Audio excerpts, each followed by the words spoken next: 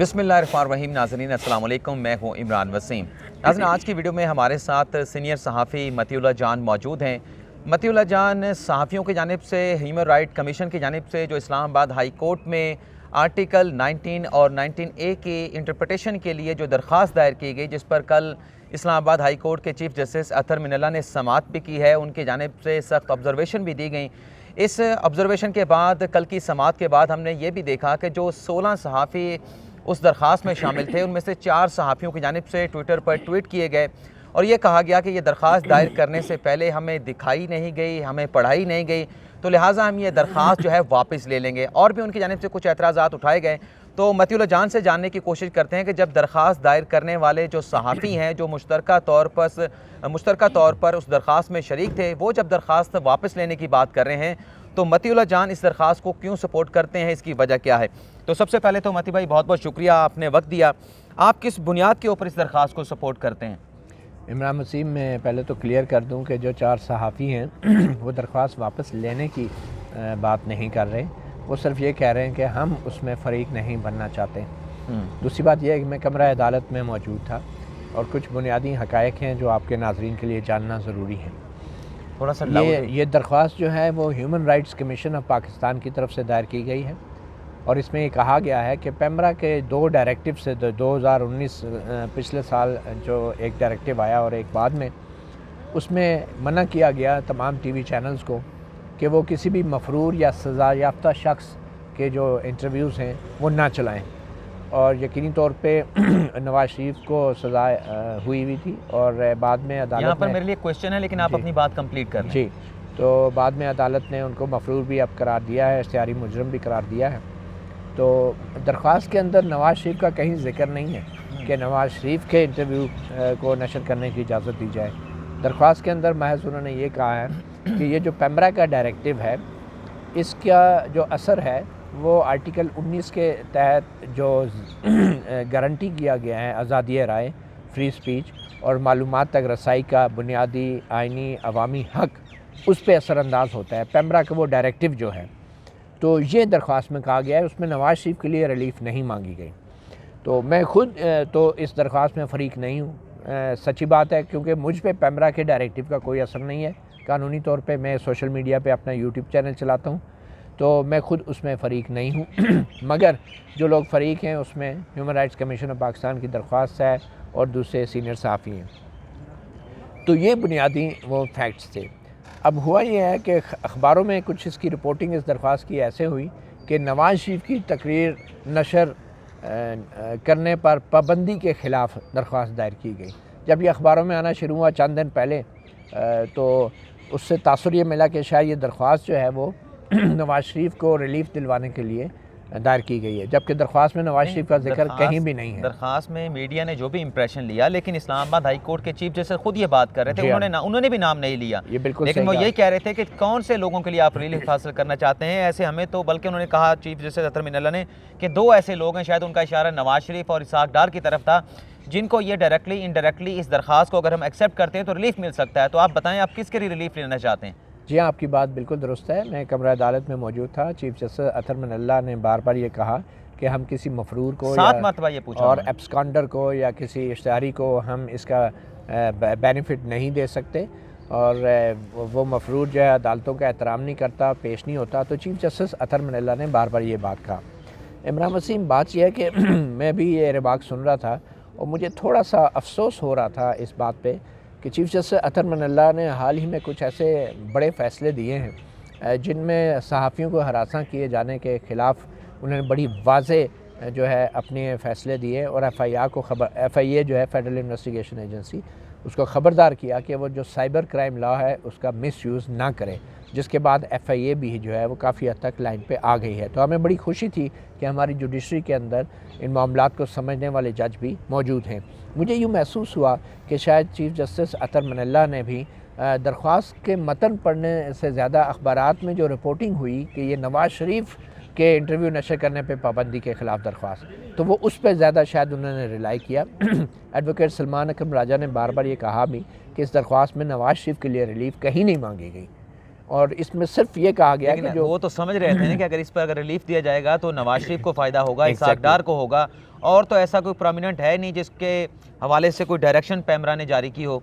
अच्छा मती भाई, आप ये बता दें, आप वैसे भी बात करते हैं कि हुकूमत हाई पेडेस्टल पे होती है। अभी हमारी जब प्रेस रूम में बैठे बात हो रही थी, तो जो हाई पेडेस्टल पे लोग बैठे हैं, जो एक लो पेडेस्टल के ऊपर बंदा है, जो इस वक्त एक्यूज़ भी है, जो मफरूर भी है, उसको बात करने का मौका नहीं देते, उसे नोच रहे हैं। आपने एक और लफ्ज़ भी इस्तेमाल किया, मैं यूट्यूब चैनल पर इस्तेमाल नहीं करूँगा।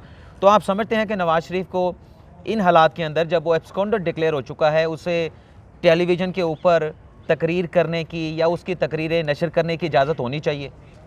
इमरान, पहले तो मैं जो पहले बात कर रहा था कि चीफ़ जस्टिस अतर मिनल्ला ने जो कहा कि हम किसी एब्सकॉन्डर को कोई बेनिफिट नहीं दे सकते जो मफरूर है, जो पेश नहीं हो रहा। मैं ये समझता हूँ कि आजकल के जो हालात हैं, बल्कि गुज़श्ता 3 साल से इस मुल्क के जो हालात हैं, उसमें हमारी इस्टेब्लिशमेंट, हमारी कुछ सियासी जमातें, कुछ सियासतदानों और हमारी मौजूदा हुकूमत और बदकिस्मती से हमारी अदलिया के असाब पर भी नवाज शरीफ सवार है और काफ़ी हद तक अदलिया दबाव में है। और जितने भी बड़े बड़े फ़ैसले आए हैं, पनामा के हों या नैब की अदालतों के फ़ैसले हों, तो यूँ लगता है जैसे ये सब कुछ एक पार्टी और एक सियासी लीडर का जो है वो उसका एहतसाब करने के लिए किया जा रहा है। तो शायद इस दबाव की फ़िज़ा के ऊपर जो है, आप कह रहे हैं अदलिया दबाव में है? बिल्कुल है। और इस दबाव की फ़िज़ा के अंदर अदलिया को यूँ महसूस होता है कि वो कोई भी फ़ैसला किसी भी मामले में करेंगे तो उसका फ़ायदा या नुकसान जो है वो नवाज शरीफ को पहुंच सकता है, या क्योंकि वो एब्सकॉन्डर है तो इसलिए वो फ़ैसला ही नहीं होना चाहिए जिसका डायरेक्टली और इनडायरेक्टली, और ये अतर मिनल्ला साहब ने भी ये बात कहा कि हम कोई ऐसा फ़ैसला नहीं देंगे जिसका डायरेक्टली और इनडायरेक्टली फ़ायदा किसी मफरूर को होगा। तो मुझे अफसोस इस बात का हुआ कि हमारी जो आइनी अदालतें हैं वो जब भी कोई फ़ैसला देती हैं तो उसका डायरेक्टली और इनडायरेक्टली सैकड़ों सज़ा याफ्ता मुलज़मों को, काल कोठरी के मुलज़मों को, मुबैना कातलों को, बल्कि सज़ाए मौत के कैदियों को फ़ायदा होता है। ठीक है, और वो कभी अदालत ये सोच के फ़ैसला नहीं देती कि वो एब्सकॉन्डर नहीं होते ना। बेशक एब्सकॉन्डर भी हों, उनको अदालत के ज़हन पे किसी शख्स का नाम नहीं होना चाहिए, और ख़ासकर एक जज को ये तजवीज़ नहीं करना चाहिए कि आप फ़लाँ को फ़ायदा देना चाह रहे हैं, आप फ़लाँ को फ़ायदा देना चाह रहे हैं।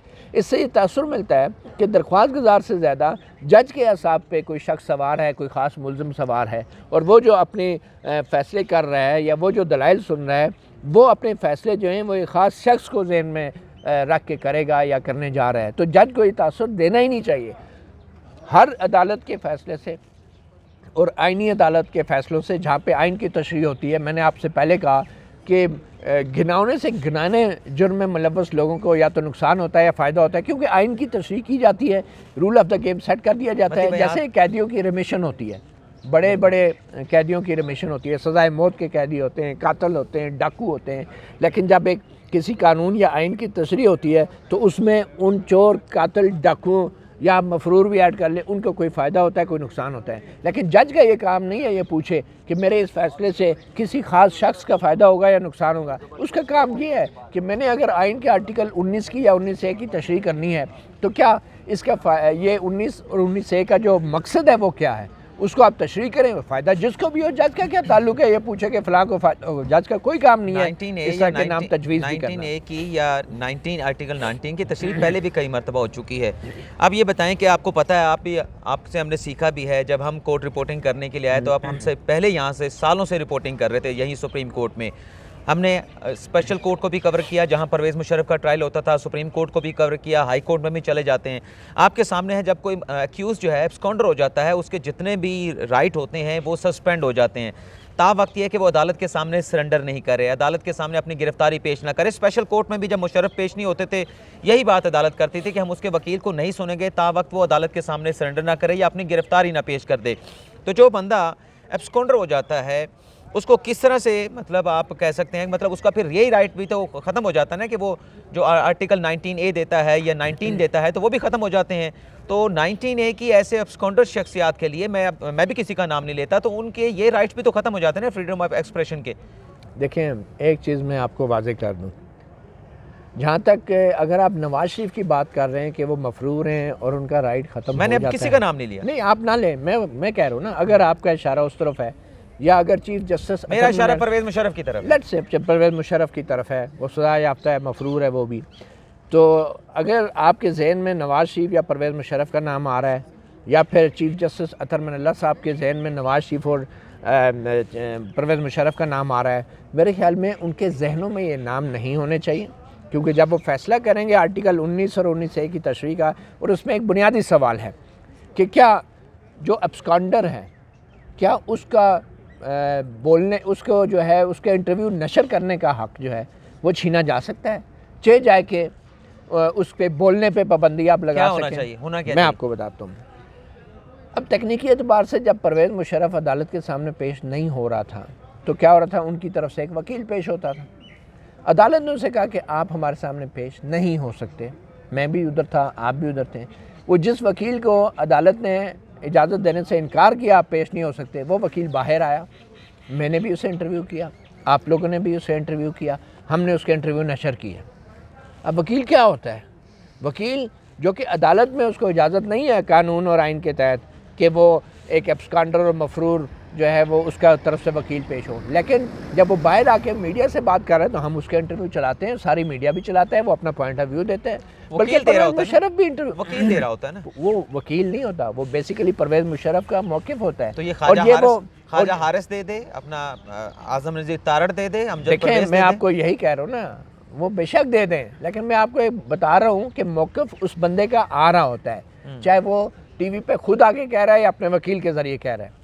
मैं नहीं समझता कि इंटरव्यू का नशर होना वो या उसकी नशियात पे पाबंदी लगाना वो कोई सज़ा है। कहीं आप कानून में मुझे लिखा बता दें कि जो मफरूर होता है उसका इंटरव्यू नशर करने पे भी पाबंदी, मुझे आप कानून में लिखा बता दें। उस कानून में क्या है? कानून में ये है कि जो जराइम पेशा लोग हैं, जो दहशत गर्द हैं, उनको आप हीरो बना के पेश नहीं कर सकते। इसका ये मतलब नहीं है कि अगर उसामा बिन लादेन, अगर जनरल परवेज़ मुशर्रफ या for that matter Nawaz Sharif या कोई भी सज़ा याफ्ता शख्स, और वो भी पाकिस्तानी अदालतों का सज़ा याफ्ता शख्स, अगर वो कोई गलत बात करता है तो आप उसकी गलत बात को दिखाए बगैर आपके अदालतों से सज़ा याफ्ता था क्या मतलब? मैं देखें ना, जो भी है, अब इसका मतलब आप जो भी निकाल लें, लेकिन मैं आपको ये बताना चाह रहा हूँ कि इंटरव्यू नवाज़ शरीफ का या मुशर्रफ का चलाने पे आप जब पाबंदी लगाते हैं तो आप उस सहाफ़ी का हक़ छीन रहे होते हैं जो एंकर उस इशू को डिस्कस करना चाहता है। मिसाल तौर पे अगर नवाज़ शरीफ पे करप्शन का इल्ज़ाम है और आप कह रहे हैं कि नवाज़ शरीफ का हम मौक़िफ़ नहीं चला सकते क्योंकि पैमरा ने पाबंद किया हुआ और वो मफरूर है, मफरूर का हम नहीं चला सकते, ठीक है, तो आपको फिर चाहिए कि आप उसको फिर डिस्कस ही ना करें, क्योंकि जो मैंने आपसे बात की थी ये तो वैसे ही है कि एक ज़ख्मी जानवर जो होता है जब पड़ा होता है ना तो उसका गोश्त कौन नोचता है? उसका गोश्त जो है गिद्ध नोचता है। मैं लफ्ज़ नहीं लेना चाह रहा था, आपने खुद ले वो गिद्ध नोचता है, या फिर वो जो जंगली लगड़बगे होते हैं वो नोचते हैं, ठीक है, जिनका कोई असूल तो नहीं आप कहते होता। हैं कि नवाज शरीफ या जिस तरह उन पर तनकीद की जाती है, वो ज़ख्मी हैं, हाई पेडेस्टल पे बैठे हुए लोग उनके खिलाफ बात करते हैं, तनकीद करते हैं, या तो फिर आप उनको डिस्कस करना ही छोड़ दें, कह दें कि उसके ऊपर आपका वज़ीर आज़म इंटरव्यू में कहता है कि नवाज शरीफ जो है वो इंडियन एजेंट है, या इंडियन हुकूमत या मोदी जो है वो 100% उसको सपोर्ट कर रहा है, तो ये क्या बात हुई? तो फिर इमरान खान से कोई नहीं पूछेगा कि आप एक ऐसे शख्स के ऊपर बात कर रहे हैं जो कि आपका जवाब ही नहीं दे सकता। दूसरी तरफ से आपने पैमरा के जरिए उसके जवाब देने के लिए मती भाई इसके पास मौका है ना, पाकिस्तान वापस आए, बीमारी के इलाज के लिए कराने के लिए वो गए थे, मैं ये नहीं कहता बहाना करके गए थे, सुने बीमारी का इलाज कराने के लिए गए थे ना, मैं ये नहीं कह रहा कि वो बहाना करके गए थे, चलें इलाज कराने के लिए गए थे, लेकिन अब आप भी वहाँ पे उन्हें देखते हैं जितनी वो फोर्सफुली वहाँ पर तकरीर करते हैं, जिस तरह से मीडिया के साथ इंटरेक्ट करते हैं, आते जाते हम उन्हें लंदन की सड़कों पे पार्क्स में देखते हैं, तो वो लग तो नहीं रहा कि बीमार है, तो वो वापस आके अपने जो भी राइट्स हैं उसको अवेल करें, अदालत के सामने सरेंडर करें, मीडिया के सामने जितनी मर्जी गुफ्तगू करें, जमानत ले लें। मगर इसका ये मतलब नहीं है कि आप उसका इंटरव्यू नहीं नशर कर सकते, ये क्लियर है, आइन में ये कहीं नहीं लिखा कि आप इंटरव्यू। कानून हमारा दहशतगर्दी का जो कानून है, इंसदाद दहशतगर्दी का, वो ये कहता है कि आप दहशतगर्दों को हीरो बना के नहीं पेश कर सकते, और इसका ये मतलब हरगिज़ नहीं है कि एहसान का आप इंटरव्यू चला ही नहीं सकते। चला हमारे मुल्क में, क्योंकि वो इंटरव्यू चला के आप उस पर सवाल कर सकते हैं कि भाई तुम कहाँ के हीरो, तुम तो दहशतगर्द हो, तुमने बच्चे मारे, तुमने, अच्छा, जब तक आप उसको इंटरव्यू करेंगे नहीं तो माशरे को आप कैसे बताएंगे कि ये गलत आदमी है, सही आदमी है? ये तो आप कबूतर की तरह आँखें बंद कर लें, ठीक है ना, या जो एक के शुतुरमुर्ग की तरह रेत में अपना सर दे दें और समझें कि बस बात ख़त्म हो गई है। नहीं, आपने एज अ जर्नलिस्ट, ये आपका राइट है कि आप आवाम को बताएं कि ये शख्स ये गलत बात कर रहा है और उस पर सवाल करें। जब आप मफरूर के इंटरव्यू को नशर करने पे पाबंदी लगाते हैं तो वो मफरूर की सज़ा नहीं है, वो अवाम को आप सज़ा दे रहे होते हैं कि अवाम मुझसे सवाल नहीं कर सकते। आप कहें ये सहाफ़ी का हक है, उसे ये हक होना चाहिए वो गुफ्तगू करे, उसे हीरो बना के पेश ना करे, उससे क्वेश्चन करे, हार्ड क्वेश्चन करे कि भाई आप वापस क्यों नहीं आते, आप अपना मौक़िफ़ दें, ये जो आपने सवाल दी ना नवाज शरीफ से कि वो वापस क्यों नहीं आता, वो पाकिस्तान क्यों नहीं आता, ये सवाल वो है जो हमें नवाज शरीफ को टीवी पे बिठा के करने चाहिए और इसकी इजाज़त होनी चाहिए। लेकिन जब आप इधर बैठ के सवाल कर रहे हैं और उसके जवाब आप ले नहीं रहे तो आप लेना उसको, सवाल करें ना उसको। क्यों उसके इंटरव्यू पे पाबंदी लगाई हुई है? करें ये सारे सवाल जो चीफ जस्टिस साहब अदालत में बैठ के सवाल करते हैं वो क्यों नहीं आता? वो सवाल एक जर्नलिस्ट जो है टीवी स्टूडियो में बैठ के क्यों नहीं नवाज शरीफ से कर सकता? और क्यों नवाज शरीफ की बातों पे उसकी आवाज़ पे पाबंदी है? क्यों उनकी आवाज़ को बंद कर दिया जाता है लाइव ट्रांसमिशन के दौरान? क्यों? सिर्फ इसलिए कि उन्होंने कोई ताकतवर हल्कों का नाम ले लिया है, कि उन्होंने इलेक्शन रिग करवाए थे। और क्या हमारी अदालतों को जो है बंदों का नाम लेके फैसले, बंदों को जहन में रख के फैसले करने चाहिए? ये हक सिर्फ नवाज शरीफ का नहीं है, ये हक अवाम का है, ये हक सहाफ़ियों का है कि वो इंटरव्यू चलाएं, हर किस्म के लोगों का इंटरव्यू चलाएं और उनसे हर किस्म का सवाल करें, वो तमाम सवाल करें जो आप जो है अदालतों में बैठ के करते हैं या फिर आप स्टूडियोज़ में बैठ के करते हैं। भाई एक तरफ तो ये नाम भी लेते हैं, इदारों के सरबराहान का नाम लेते हैं, रिगिंग का नाम लेते हैं, फिर उनके साथ मुज़ाकरात की भी यही बात करते हैं। अभी ख्वाजा आसिफ साहब ने आज टीवी पे इंटरव्यू दिया, उन्होंने कहा जी नेशनल डायलॉग होना चाहिए जिसमें तमाम इदारे शामिल होने चाहिए, स्टेक होल्डर होने चाहिए, और आप कहते हैं कि अदलिया दबाव का शिकार है। यही है ना, मरियम नवाज़ ने भी कहा अदलिया दबाव का शिकार है। फिर कहते हैं कि अगर ये नेशनल डायलॉग हो तो उसका ज़ामिन अदालत होनी चाहिए।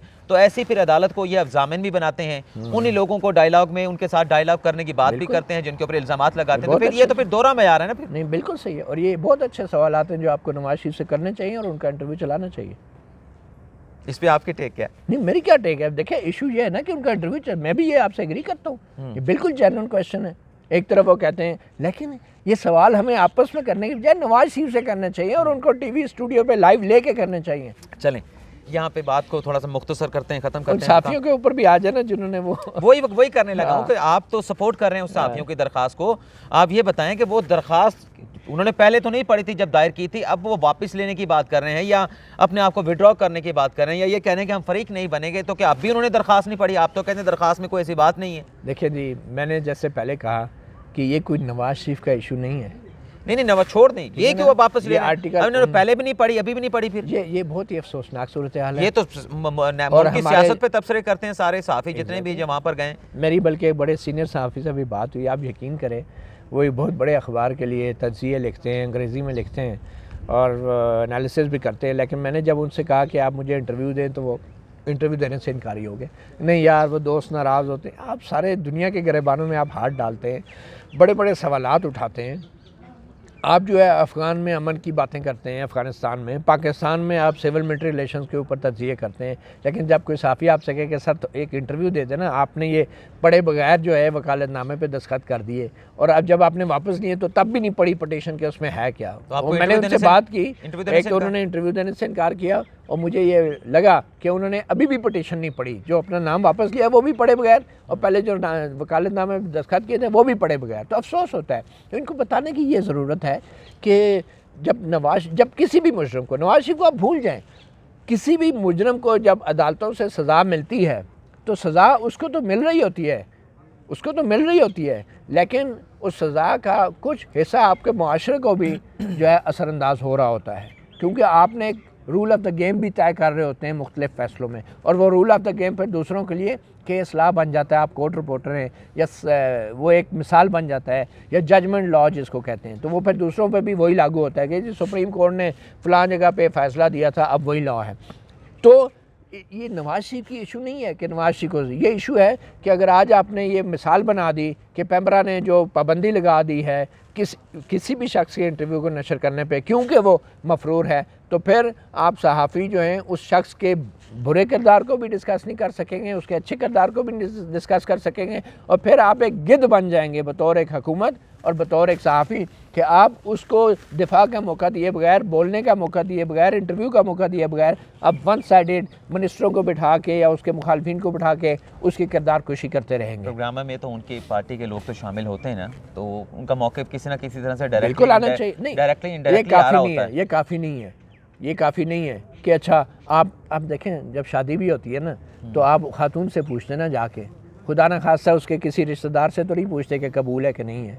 तो आप जिसके बारे में बात कर रहे हैं उसको आप कह रहे हैं कि वो तुम बोल नहीं सकते हो, उसके हाथ पाँव आप बांध दें और उस पर आप यलगार कर दें, किरदार कुशी करना शुरू कर दें, उस पर आप जो इल्ज़ामात की बारिश कर दें और उसके मुंह पे टेप लगा दें और कहें तुम ना बोलो, तुम्हारा बाप बोल देगा, तुम्हारा भाई बोल देगा, तुम्हारा भतीजा बोल देगा, तुम्हारा सियासी कारकुन बोल देगा। ये कौन सा असूल है?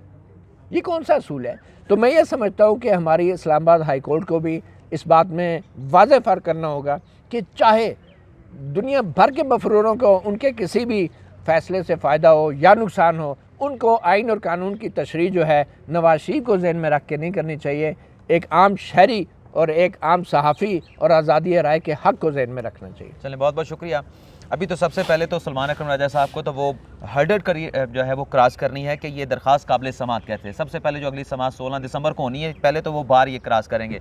नाज़रीन, मतीउल्लाह जान साहब को आज के प्रोग्राम में लेने का मकसद ये था कि जब हम अपने सुप्रीम कोर्ट के सहाफ़ियों के पास रूम में मौजूद थे तो सहाफ़ियों की जानिब से ये जो दरख्वास्त इस्लामाबाद हाई कोर्ट में दायर की गई है, जो उस पर कल समाअत हुई और चीफ जस्टिस अतर मिनल्ला की जानिब से गर्मा गर्म किस्म के ऑब्जर्वेशन सामने आई, सख्त किस्म के रिमार्क्स दिए गए, फिर सोशल मीडिया पर जिस तरह से बहस चली, इन सहाफ़ियों को जिस तरह से लताड़ा जा रहा है या डिस्कस किया जा रहा है, तो हम जो डिस्कस कर रहे थे बड़ी हेल्दी डिस्कशन थी। तो मैं चाह रहा था कि आप नाज़रीन के साथ भी ये तमाम चीज़ें जो है वो शेयर की जाएँ, तो इसलिए मतीउल्लाह जान से आज वक्त लिया, इन्होंने हमारे लिए आज वक्त निकाला, तो इनका हम शुक्रिया भी अदा करते हैं।